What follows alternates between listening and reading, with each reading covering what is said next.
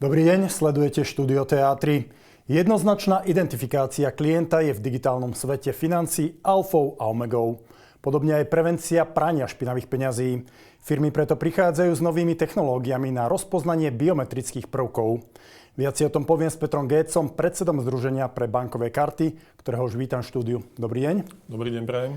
Pán Géc, ľudia čoraz viac komunikujú na diaľku vo virtuálnom svete, či už pomocou počítača, mobilného telefónu. Aké najnovšie trendy sú v overovaní digitálnej identity? Digitálna identita je podobná ako naša identita v reálnom svete. To znamená, že musíme byť jednoznačne identifikovateľní.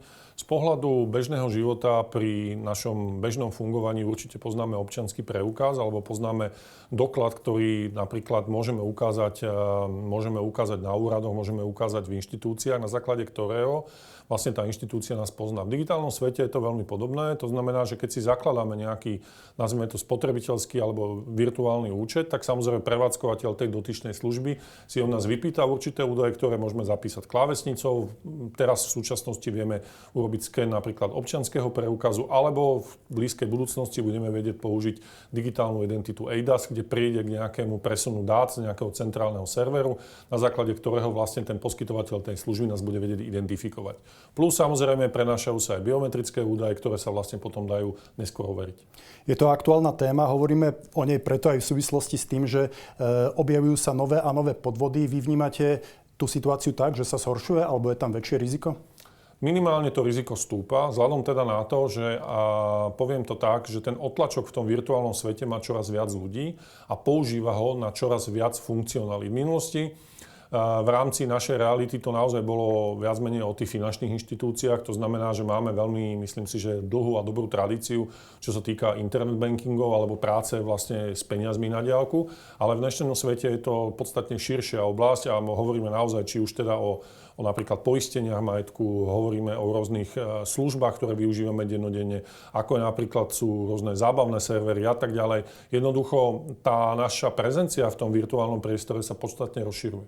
Stále najbežnejšou formou platenia je používanie platobných kariet. Z pohľadu ich zabezpečenia možnosti ukradnutia identity klienta sú ako zabezpečené? Môžeme povedať, že to sú v podstate ako keby veci, ktoré idú ruka v ruke a nejako spolu súvisia, alebo veľa služieb, ktoré dnes máme z pohľadu teda digitálnej identity alebo virtuálnej identity je práve spojená aj s potrebou platby. Ako príklad napríklad spomeniem streamovacie služby, rôzne teda televízie virtuálne a tak ďalej, kde okrem založenia účtu samozrejme ten prevádzkovateľ nás vyžaduje aj vloženie platobnej karty alebo platobného prostriedku na to, aby v rámci teda nejakého buď časového intervalu alebo na základe nejakej aktivity, ako napríklad vypožičania filmov a tak ďalej, nám nejakú platbu zrealizuje. To znamená, že v prípade, že by nám niekto takúto identitu ukradol, je veľký predpoklad, že môže vlastne tým pádom byť ohrozená aj tá naša platobná karta alebo to platobné rozhranie. Je to pomerne abstraktná téma, takže pokojne používajte aj nejaké konkrétne príklady, aby si to ľudia vedeli predstaviť. Hovoríme o platbách, ako to je v prípade prevencie prania špinavých peňazí. Je pravda, že toto je naozaj vec, ktorú bežný spotrebiteľ asi zrejme nemôže pocítiť, ale naozaj pravda je, že práve všetky tieto elektronické platobné prostriedky sú naviazané v rámci prevencie prania špinavých peňazí na presné identity alebo na identity jednotlivých ľudí, alebo napríklad aj nielen teda fyzických, ale aj právnických osôb. A práve tá jednoznačná identifikácia je jeden z hlavných nástrojov práve prevencie prania špinavých peňazí. To znamená, že pokiaľ ja vlastne toho svojho zákazníka ako prevádzkovateľ tej služby dokonale poznám, tak samozrejme viem s nejakou pravdepodobnosťou povedať, ktorá tá transakcia by som povedal, je štandardná, alebo je, by som povedal, chcená a potom samozrejme, ktorá nejakým spôsobom nie je v rámci jeho štandardného portfólia. Pri identifikácii klientov sa čoraz viac začínajú používať biometrické prvky, ako napríklad otlačok prsta alebo rozpoznanie tváre. V tomto vidíte budúcnosť? Určite áno, aj keď je pravda, že aj samozrejme v týchto oblastiach pokročili aj práve útočníci, ktorí dneska prostredníctvom či už umelej inteligencie alebo rôznych iných nástrojov vedia tieto prvky vlastne okopírovať alebo používať ich nie v súhľade teda s tým, ako by si to ten klient želal. Na druhej strane samozrejme aj spoločnosti, ktoré vyvíjajú tieto nástroje idú dopredu a či už je to napríklad rôzny dynamický sken tváre, kedy už samotná fotka je braná iba len ako by som povedal nejaký ako nejaký druhorady, alebo teda ako nejaký porovnávací moment, ale primárne je brané na identifikáciu človeka video, kde samozrejme už teda vytvorenie takéhoto videa nie je tak triviálne ako vytvorenie tejto fotky.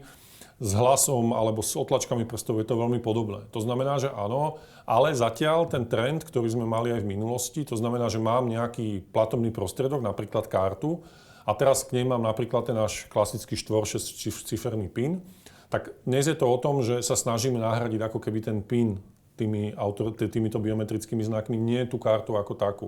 A podobne je to aj v oblasti tej virtuálnej reality, že my máme nejaké konto, ktoré je založené tým štandardným spôsobom, že vypíšeme tam nejaké údaje o sebe, príde k nejakej autentifikácii, napríklad či už mobilu, formou nejaké SMS-ky alebo mailu, a na základe toho potom príde k ďalšej, alebo teda k hlbšiemu poznaní toho klienta, či už formou naskenovania tváre a tak ďalej. Spomínali ste video, takže v praxi to funguje tak, že druhá strana klienta požiada, aby neposlal len nejakú statickú fotografiu, ale urobil nejaké dynamické video, kde môže urobiť nejaké prvky a tým pádom to overovanie je autentickejšie? Máme aj na Slovensku spoločnosti, ktoré sa práve tomuto venujú a práve sa venujú k tomu, že áno, máte statický prvok a potom práve tento dynamický. A jednoducho už potom urobiť, nazvime to, nejakú kópiu, ktorá by viedla k nejakému zneužitiu, je problematickejšie. Čiže áno, keď vlastne naskenujete občiansky preukaz a potom vlastne urobíte tento dynamický sken tváre a to riešenie, alebo teda ten systém, ktorý za týmto dokáže porovnať, tak tá bezpečnosť určite stúpa. Veľa sa hovorí o umelej inteligencii, jej vývoj naberá na obrátkach. Ako táto nová technológia dokáže nejakým spôsobom pomáhať pri overovaní identity klientov? Čo sa týka identity, tam ten, by som povedal, pokrok samozrejme nejaký je, ale ďaleko viac je to práve pri prevencii prania špinavých peňazí, kde vlastne môže umelá inteligencia skenovať v rámci napríklad finančnej inštitúcie platby jednotlivcov, robiť určité profily. A keď príde platba, alebo vyskytne sa platba, ktorá je mimo tohoto rámca, tak samozrejme môže vygenerovať určitú poznámku, ktorú samozrejme potom tá finančná inštitúcia môže voči tomu jednotlivcovi zniesť a otvoriť nejakú diskusiu o tom, či tá platba je, by som povedal, štandardná, nie a tak ďalej. A čo je obrovská výhoda práve umelej inteligencie, že dokáže vlastne skenovať obrovský objem dát a na základe nich vlastne robiť určité vyhodnotenia. Na jednu stranu nám umelá inteligencia môže pomáhať, na druhú stranu sú tu ale rizika, nie len teda, že nám pomôže identifikovať identitu, ale môže ju aj nejakým spôsobom vytvárať, poznáme deepfake videa a tak ďalej, takže aj z tohto pohľadu je tu nejaké riziko?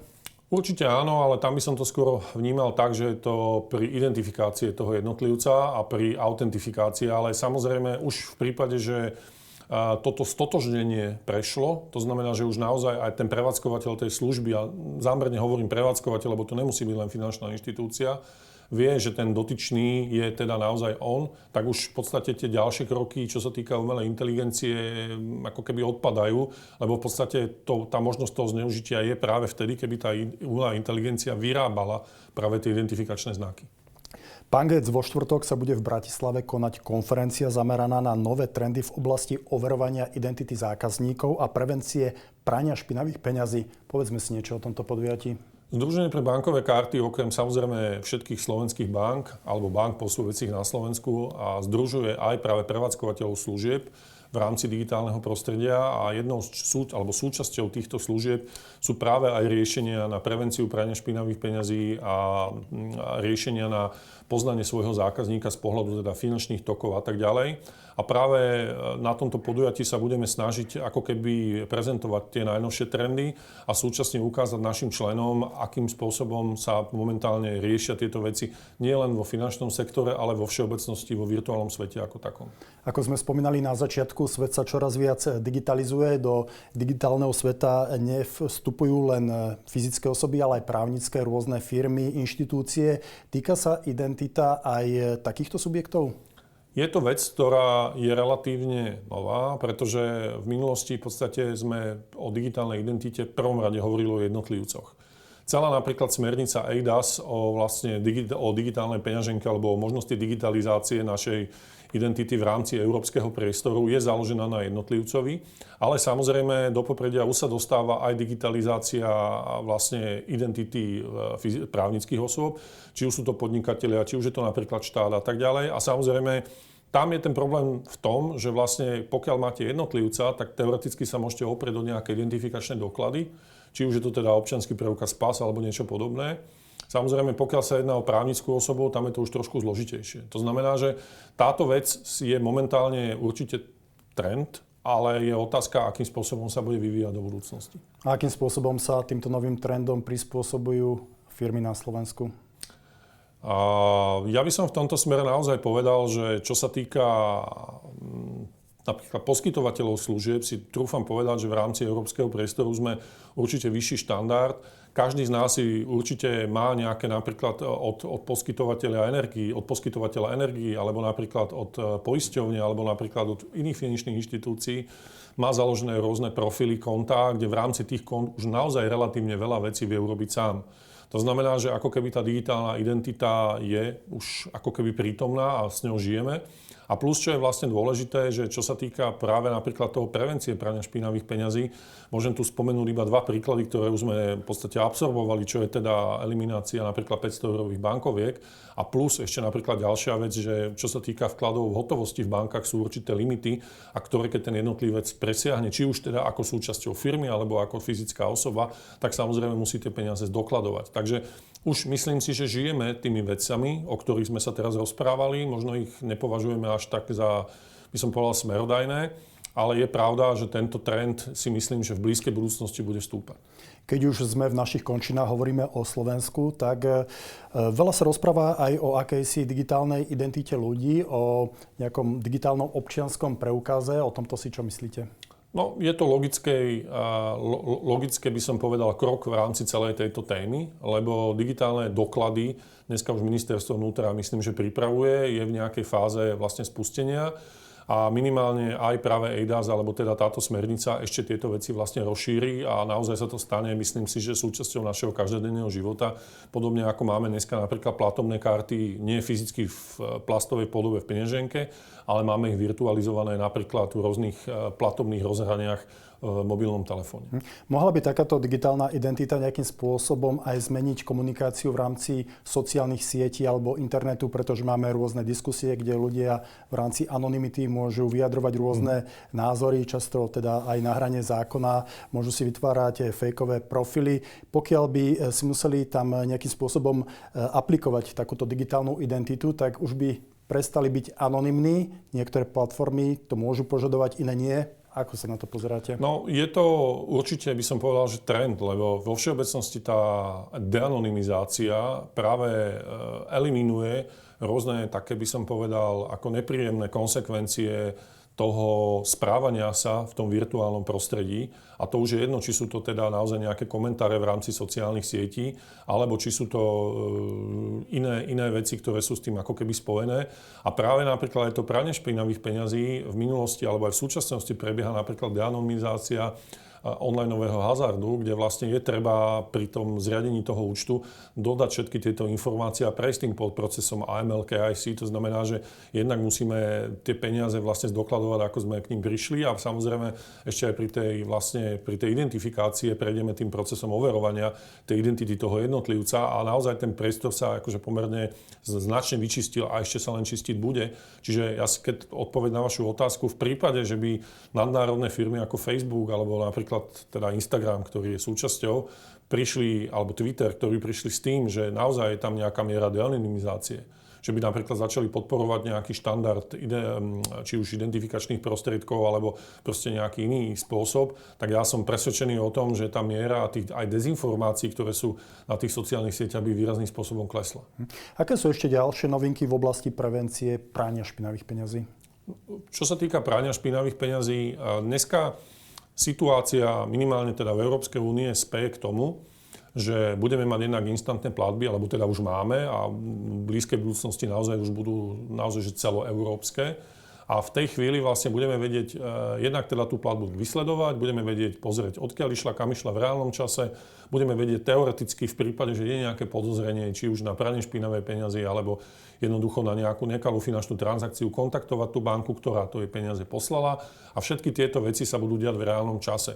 oproti stavu, ktorý bol v minulosti, kde samozrejme boli nejaké lehoty alebo nejaké časy, kedy tie platby boli pripísané na tie účty a kedy aj tie jednotlivé organizácie mali ako keby možnosť reagovať. Pán Gec, posledná otázka, taká trošku futuristická. Myslíte, že v budúcnosti ľudia sa budú môcť identifikovať len prostredníctvom hlasu alebo nejakých pohybov, teda bez fyzických zariadení, respektíve hlasu a pohľadu napríklad? My máme stále tú istú dilemu, ktorú riešime už naozaj od vzniku, by som povedal, tejto komerčného možnosti použitia biometrie, a to je to, že do akej miery tí útočníci sú schopní vlastne tú identitu alebo v podstate ten biometrický znak kopírovať. To, čo je momentálne jednoznačne trend, sú práve tie dynamické pohľady. To znamená, nie je to, že mám statickú fotku, ale sa nejako hýbem. Je samozrejme otázne, do akej miery tí útočníci to budú vedieť prelomiť. Čiže odpoveď na vašu otázku je taká, že v prípade, že nájdeme nejaký prvok, ktorý bude buď prelomiť veľmi ťažko, alebo vôbec, tak som presvedčený o tom, že ten komerčný svet veľmi skoro potom siahne. Hovorí Peter Gec, predseda Združenia pre bankové karty. Pán Gec, ja vám v tejto chvíli ďakujem, že ste si našli čas a ešte dávam do pozornosti konferenciu, ktorá bude štvrtok v Bratislave. Ďakujem veľmi pekne za pozvanie.